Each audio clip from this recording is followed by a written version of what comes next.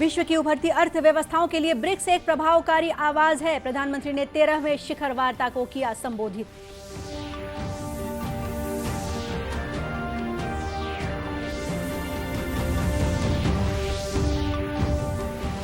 केंद्र सरकार ने गेहूं, सरसों समेत रबी सीजन की 6 फसलों के एमएसपी बढ़ाए। मंत्रिमंडलीय समिति ने लिया फैसला।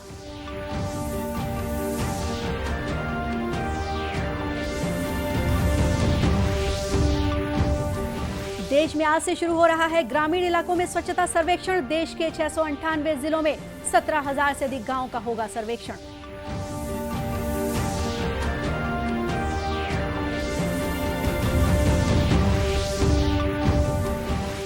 और छत्तीसगढ़ में आज पूरे उत्साह के साथ मनाया जा रहा है महिलाओं का सबसे बड़ा पर्व तीज।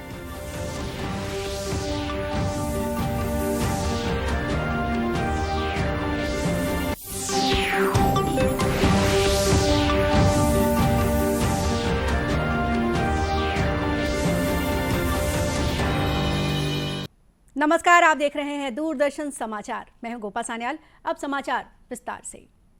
प्रधानमंत्री नरेंद्र मोदी ने आज 5 देशों के समूह ब्रिक्स के 13वें वार्षिक शिखर सम्मेलन की वर्चुअल माध्यम से अध्यक्षता की। 2021 में भारत के ब्रिक्स का अध्यक्ष होने के नाते प्रधानमंत्री इसके 13वें शिखर सम्मेलन की अध्यक्षता कर रहे हैं। इस दौरान प्रधानमंत्री ने कहा कि ब्रिक्स शिखर वार्ता की अध्यक्षता करना मेरे लिए गौरव की बात है। भारत की अध्यक्षता के दौरान सभी से भरपूर सहयोग मिला। आज हम विश्व की उभरती अर्थव्यवस्थाओं के लिए प्रभावकारी आवाज हैं। उन्होंने कहा कि पिछले 1.5 दशक में ब्रिक्स ने कई उपलब्धियां हासिल की हैं। भारत की अध्यक्षता के दौरान हमें सभी ब्रिक्स पार्टनर्स में और सभी से भरपूर सहयोग मिला है और इसके लिए मैं आप सभी का बहुत बहुत आभारी हूं। पिछले 1.5 दशक में ब्रिक्स ने कई उपलब्धियां हासिल की हैं। आज हम विश्व की उभरती अर्थव्यवस्थाओं के लिए एक प्रभावकारी आवाज है। विकासशील देशों की प्राथमिकताओं पर ध्यान केंद्रित करने के लिए भी यह मंच उपयोगी हो रहा है। ब्रिक्स ने new development bank, contingency reserve arrangement और एनर्जी रिसर्च कोऑपरेशन प्लेटफॉर्म जैसी मजबूत संस्थाओं का सृजन किया है। निसंदेह गर्व करने के लिए हमारे पास बहुत कुछ है, मगर यह भी महत्वपूर्ण है कि हम आत्मसंतुष्ट न हो।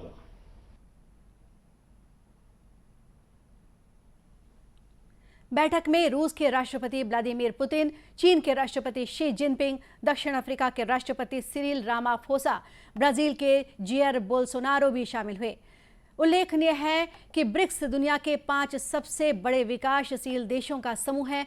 ब्रिक्स में शामिल देशों में ब्राजील, रूस, भारत, चीन और दक्षिण अफ्रीका है।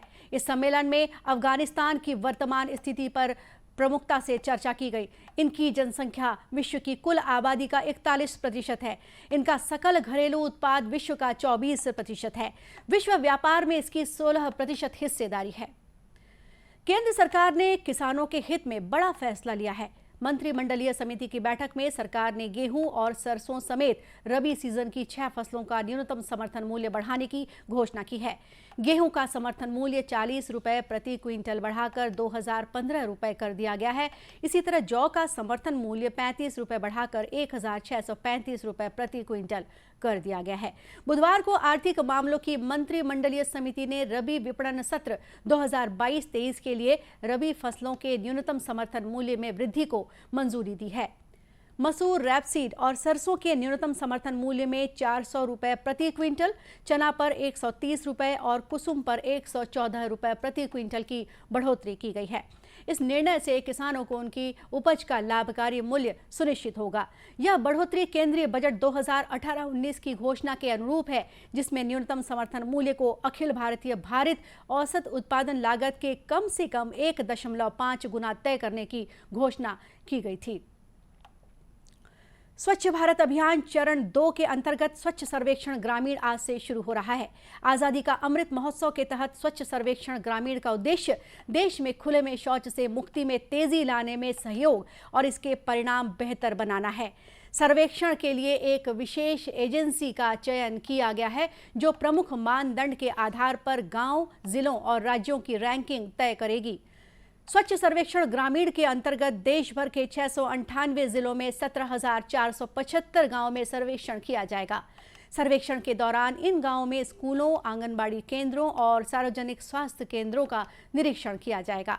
स्वच्छ भारत मिशन से संबंधित मुद्दों पर जानकारी लेने के लिए लगभग 1,74,000 परिवारों से बातचीत की जाएगी। इसके अलावा नागरिकों से भी संपर्क किया जाएगा और उनसे स्वच्छता संबंधित मुद्दों पर ऑनलाइन ऐप के उपयोग से फीडबैक लिया जाएगा।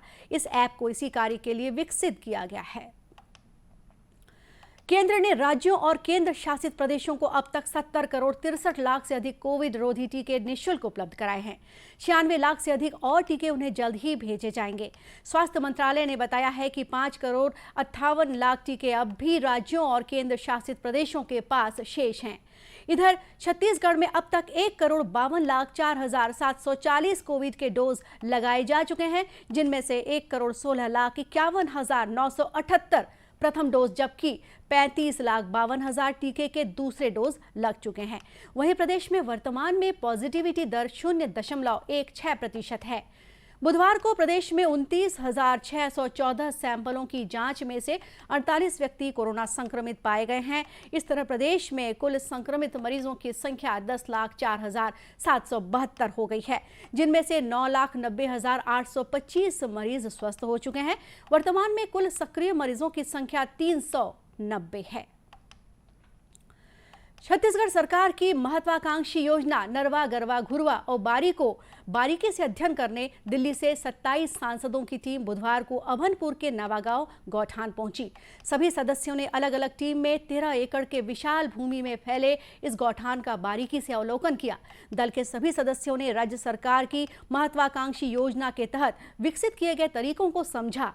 इस गौठान के अंदर सदस्यों ने एक ओर जहां लहलहाती फसलें, हरी सब्जियां देखी, तो दूसरी ओर गोबर से निर्मित वर्मी कंपोस्ट के बारे में जानकारी जुटाई। सभी सदस्यों ने यहां संचालित हो रही योजनाओं की जानकारी ग्राम सरपंच भागवत साहू से जुटाई। सरपंच ने सभी योजनाओं की विस्तार पूर्वक जानकारी प्रदान की। वहीं गौठान अवलोकन के पश्चात प्रमुख सदस्यों ने गौठान में पौधे भी रोपे और इस आगमन को यादगार बनाया। सभी ने उन्नत तरीके से विकसित किए गए गौठान की सराहना की और छत्तीसगढ़ सरकार के सफल मुहिम की तारीफ करते हुए इसे अपने संसदीय क्षेत्रों में भी विकसित करने की बात कही। आदिवासी बाहुल्य कोरबा जिले में केंद्र सरकार की प्रधानमंत्री कौशल विकास योजना स्कूल छोड़ चुकी छात्राओं के लिए वरदान साबित हो रही है। कोरबा के लाइवलीहुड कॉलेज में गरीब और आदिवासी परिवार की बेटियों को इस योजना के तहत निःशुल्क आवासीय प्रशिक्षण देकर लाभान्वित किया जा रहा है।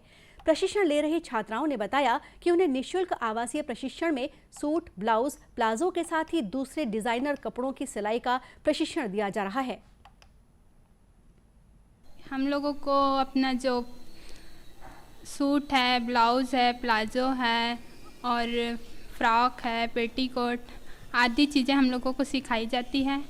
और यहाँ की जो हमारी मैडम है ललिता मैम, हमारी ट्रेनर है, हम लोगों को बहुत अच्छे से सिखाई जा रही है और ये जो ट्रेनिंग है हम लोगों के भविष्य के लिए काम आएगी। केंद्र के सहायक परियोजना अधिकारी अरुणेंद्र मिश्रा ने बताया कि बच्चों को विशेष तौर पर चयनित कर उन्हें सिलाई मशीन ऑपरेटर के प्रशिक्षण के बाद रोजगार से जोड़कर आत्मनिर्भर बनाया जा रहा है। प्रधानमंत्री कौशल विकास योजना के तहत सिलाई मशीन की ट्रेनिंग का संचालन किया जा रहा है। इसका मुख्य उद्देश्य ये है कि जितने भी अपने SC ST या OBC या जनरल कैटेगरी के जो भी छात्र छात्राएं ऐसे जो कि स्कूल की मुख्य धारा से छूट गए थे किसी भी कारणवश, उनको वर्तमान में हम लोग यहाँ पे प्रशिक्षण प्रदान कर रहे हैं। और जो बैच अभी वर्तमान में चल रहा है वो 14 सितंबर तक कंप्लीट होने की संभावना है उसकी। उसके पश्चात लगभग 20 बच्चे जो सिलाई मशीन में ट्रेनिंग ले रहे हैं, उनमें से 12 बच्चों का ऑलरेडी प्लेसमेंट हो चुका है। कोरबा कलेक्टर रानू साहू ने बताया कि आदिवासी और गरीब परिवार की 20 बच्चियों को प्रधानमंत्री कौशल विकास योजना के तहत सिलाई मशीन ऑपरेटर का प्रशिक्षण दिया जा रहा है। इनमें से अधिकांश छात्राओं को उनकी सिलाई में विशेष दक्षता के आधार पर तमिलनाडु की कंपनी में नौकरी के लिए चयनित कर लिया गया है।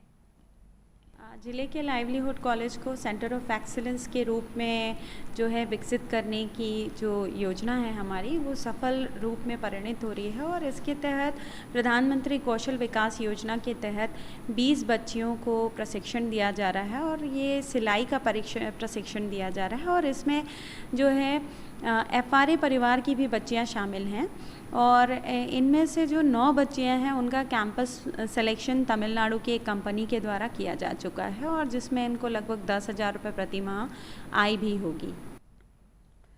गौरतलब है कि सिलाई मशीन ऑपरेटर का प्रशिक्षण 600 से अधिक छात्राओं को दिया जा चुका है, जिनमें से 75% छात्राएं खुद के व्यवसाय के साथ ही अलग अलग संस्थानों में नौकरी कर आत्मनिर्भर भारत के सपने को साकार कर रही हैं।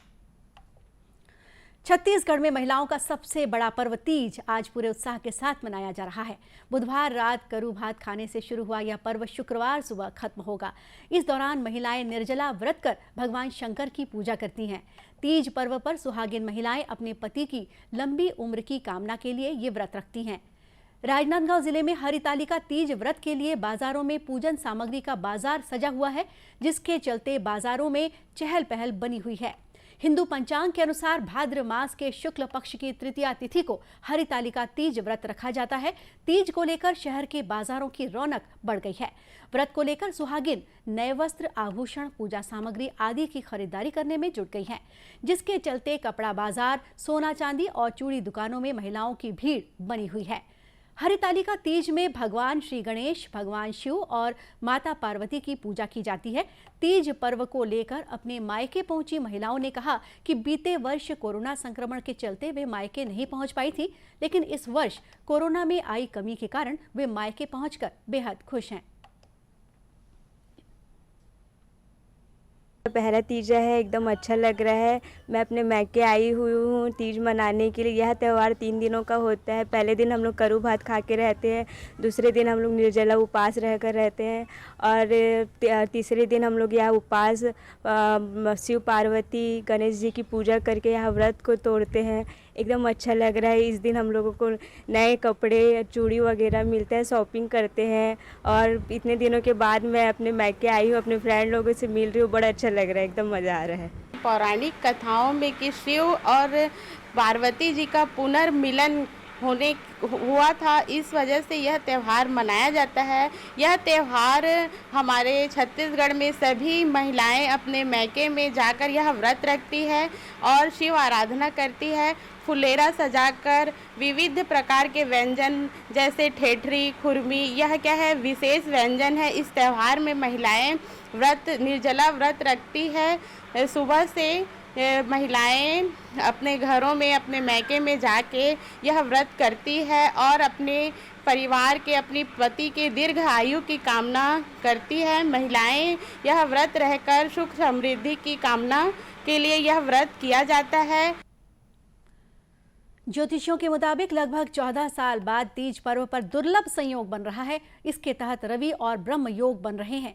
वहीं इस दिन 4 ग्रह सूर्य, बुध, शुक्र और शनि स्वग्रही हैं, जिसकी वजह से ये ग्रह अत्यंत बलवान हैं, जिसका सीधा प्रभाव वैवाहिक जीवन और शुभ वर की प्राप्ति पर पड़ेगा। और अब अंत में मुख्य समाचार एक बार फिर।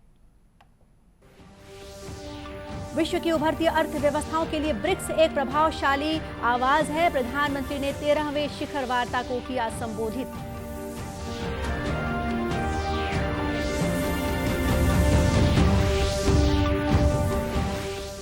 केंद्र सरकार ने गेहूं, सरसों समेत रबी सीजन की 6 फसलों के MSP बढ़ाए। मंत्रिमंडलीय समिति ने लिया फैसला।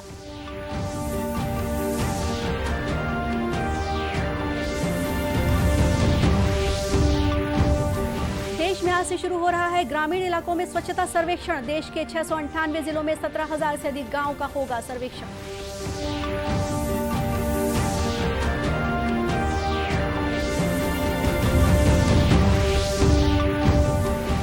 और छत्तीसगढ़ में आज पूरे उत्साह के साथ मनाया जा रहा है महिलाओं का सबसे बड़ा पर्व तीज।